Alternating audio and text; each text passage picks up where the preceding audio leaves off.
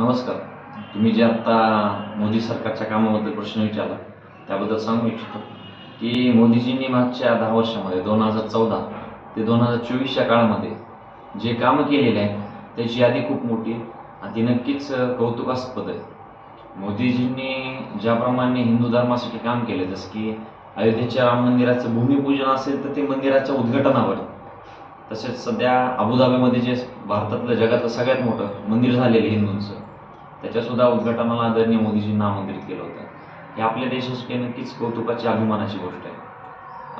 मला असं वाटतं की मथुरेच्या बाबतीतही जर निकाल न्यायालयामध्ये जे प्रलंबित असलेला निकाल मथुरेच्या बाजूने आला तर फक्त आणि फक्त मोदीजींमध्ये धाडस आहे ते मंदिर बांधण्याचं.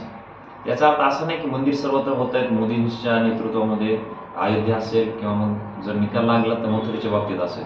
याचा अर्थ असा नाही की मोदीजी फक्त हिंदू धर्मासाठी काम करतायत, मंदिरासाठी काम करतायत, मुस्लिम विरुद्ध किंवा इतर धर्माच्या विरुद्ध काम करतायत, असा त्याचा अर्थ होत नाही.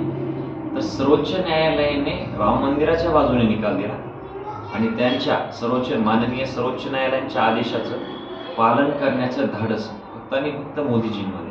ज्या काँग्रेसनं राम मंदिराच्या विरोधात वकिलांची फौज उभा केली होती ती बाजू सरकारने लावून धरली.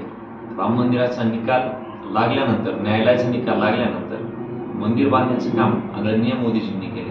त्यामुळं मोदींचं काम माझ्यामध्ये वैयक्तिकरित्या मी चांगले समजतो. त्यांच्या आदरणीय मोदीजींच्या अटल पेन्शन योजनेचाही लाभ घेतलेला आहे. मी माझी अटल पेन्शन योजनेला काढलेली आहे. त्यामुळे मी नक्कीच मोदीजींच्या आणि भारतीय जनता पार्टीचे जे उमेदवार आहेत लोकसभेला त्यांना मी मतदान करेन, भारतीय जनता पार्टीला सहकार्य करेन. धन्यवाद.